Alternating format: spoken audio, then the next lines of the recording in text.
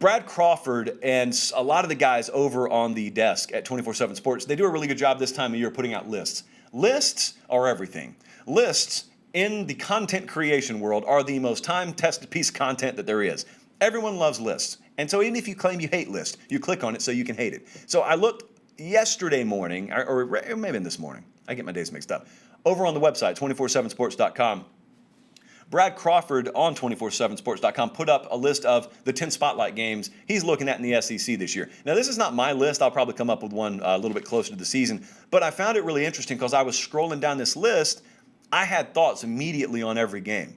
And so we'll scroll through these right quick. I'm not going to go too deep on any one game, but I'm going to name the game. I'm going to give you the week. And then you can think right along with me. What comes to your mind immediately? We're not looking to break down position versus position. Just immediately what comes to mind. How about Ole Miss at Tennessee in Week 7? First thing that came to my mind is this stretch that Ole Miss has. I don't know if you've printed off your helmet grid schedule yet. Put it on the fridge. If you haven't, why in the world are you waiting? Independence Day is no time to wait for to put your helmet grid schedule up. Do it now. Ole Miss, I want to give you a 7-week stretch that they have to play this year. Alabama, Arkansas, Tennessee, this game, LSU, Auburn, Liberty, which is a top 25 team now, and Texas A&M. That is a 7-week stretch for Ole Miss, no bye weeks. I'm looking at this list, and crazy though it might seem, if we went by 2020 standards, the Tennessee game would be the most winnable game, even including Liberty. The Tennessee game would be the most winnable game. I don't know how 2021 is going to shake out. That's why this is my initial thought on that. How about South Carolina at Georgia? That's a Week 3 game. Will Muschamp obviously comes to the forefront. If you don't know, Muschamp's at Georgia now in a senior analyst role. I'm told Will Muschamp knows the South Carolina roster fairly well. So here's what came to my mind. Now, this would be really far-reaching in a prediction fashion, but I'm not making a prediction right now. But remember when Lane Kiffin took the Tennessee job in year 1? He had that press conference, and he said, get ready to sing Rocky Top all night long after we beat Florida, because it's going to happen. At the time, Florida was the #1 program in America, and they did not beat Florida. But they were a lot more competitive than the 56-14 final everyone expected. Like they were competitive with Florida. They went to Bama, the eventual national champ that year, and lost 12-10. And so I'm looking at Shane Beamer in South Carolina this year. I'm not picking them to win any of these games, but they're going to be a 3+ touchdown underdog in this situation most likely. What if they were to go in there and put up a 23-16 loss? Well, that would be encouraging. So blowout versus close loss, like, I know everyone believes record is everything.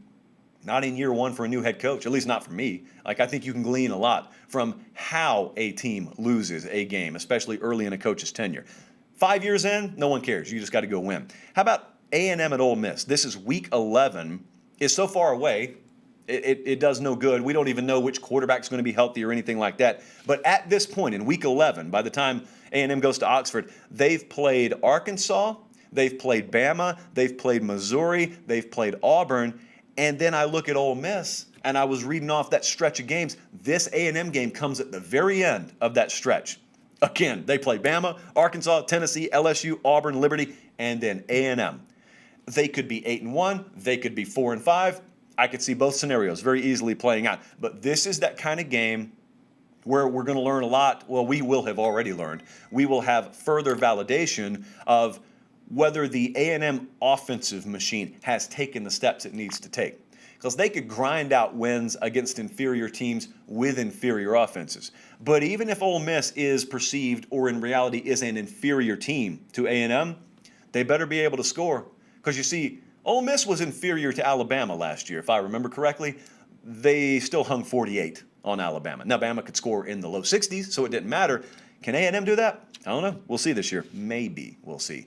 The Iron Bowl's the last week of the regular season, so it's Week 13. Bama at Auburn. If they play at Bryant-Denny Stadium, it's just about matchup for me. But when Georgia and Bama, when they go into Auburn, the venue always plays a role. I can't quantify this for you. I'm just telling you, I've been on the field many times for these games at Auburn. Just different. Can't explain it. I used to think it was BS before I experienced it. It's not. There's something real. Don't know what it is that happens there. I'm not going to go as far as to say haunted, cursed, spell, anything like that. But I'm also not discounting that as a possibility. So we wonder, because I've watched many a time Auburn be a sizable underdog there, doesn't end up that way. They could lose, doesn't end up as any kind of blowout or anything like that. This is Brian Harson's first Iron Bowl, so that's the second thing that I thought. And the third thing I think, because this is the last game of the regular season, is I wonder what Bama looks like at that point. They're going to be a prohibitive favorite to win the SEC West. Okay, that's happened before, and they've not won the West. So is it going to be a must-win game for them in terms of the SEC, in terms of the playoff? Could they be in a cushion situation where we're looking at it and we're saying they need to win if they want to keep the number one seed, but hey, they could probably afford to lose. They'll still go to Atlanta. They can still do yada, yada, yada. That's what I think about with that one. How about Georgia at Auburn? This is week 6. Again, this is the year, that odd number year, where Auburn gets both Bama and Georgia at home. Auburn's got to go to LSU the week before. So this is one of those baptism by fire stretches for Brian Harsin. Wonder what Bo Nix will look like, because this isn't week 1 or week 2. So this is halfway through the year, and this is a very crucial 2-game stretch for the Tigers.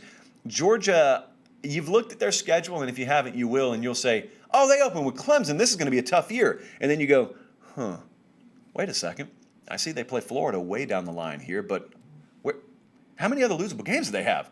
And then it's going to occur to you, oh, the Auburn game, the game at Auburn. That may be the next most losable game they have. They play Arkansas the week before, but that's in Athens. And so that's kind of what pops in my mind is how losable will this game seem when we get there? Because right now you'd favor Georgia by 10 points or so, I would guess, maybe more, if they were playing at Auburn today, but they're not playing there today. So JT Daniels, it's going to be one of a couple of prove-it games for him, too, at Georgia. LSU at Bama is a lot of times the circle game of the year in the SEC. This is week 10. I guess it's kind of on LSU to determine whether that's going to be the case this year. It'll be the season for them. I mean, that's pretty straightforward. I don't think much more needs to be said because we'll say a lot more when the game gets here. How about Bama at Florida? Do you know this game's happening this year? It is. And it's early in the year. Alabama plays at Florida week 3. History tells us one thing about trying to upset Nick Saban. And trying to upset Nick Saban has to involve a precision passing effort. And they're not going to have that in all likelihood at Florida this year. So how do they pull the upset off? That was the thought. And it's not going away anytime soon. Bryce Young, unless Miami steps up their effort in week 1, this will probably be his toughest early season test. And speaking of Miami, I mentioned them because Bama plays Miami in week 1. Then they play Florida in week 3. If you're interested in that whole Florida in-state team compared to other team dynamic, even if they're not in the same conference, we'll get a really, really good cross data set because we'll have Florida and Miami already with a common opponent after week 3. Now, it'll be one of the best teams in the country, but we'll still be able to see that. If Bama goes 33-23 against Miami and then goes 50-10 against Florida, that indicates a little something, I guess. And then lastly, got a couple of them here that I would guess are the games of the year, at least as we sit right now. Georgia, Florida, the neutral site in Jacksonville, much to the chagrin of some of our viewers, as I found out. Week 9, this will define JT Daniels' legacy at Georgia. Don't think it's too soon to say that. The SEC East may be on the line there, but the playoff could also be on the line. JT Daniels' legacy. Didn't start this game last year, started after it, and then everyone was left saying in the offseason, up to and including now, what if he had played in that game? We lost the game by X number of points. What if he had played in that game? Could we have matched points? Could he have matched production with Kyle Trask? Could we have traded points with Florida? Well, you get your shot this year. And you get it again, presumably, if it is Daniels versus Emory Jones with the quarterback edge on the side of Georgia. That's how it seems in April. We'll see if it plays out that way. And Alabama goes to College Station, Texas in week 6, Bama at A&M. I'm interested in 2 things. How comparable or how closer to comparable does the A&M roster look to Alabama? And then what's the quarterback situation? Because you're going to have a couple of first-year starters. We think Bryce Young for Alabama. You think Haynes King for Texas A&M. Again, it's not week 1 or 2. It's halfway through the year.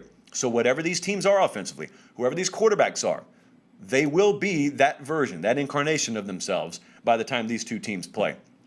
It's going to be a fun year. Always is. Hopefully we get a full year. Hopefully some folks can actually be in person to witness these games. But those are the ones that we're looking forward to as laid out by our Brad Crawford in the SEC this year.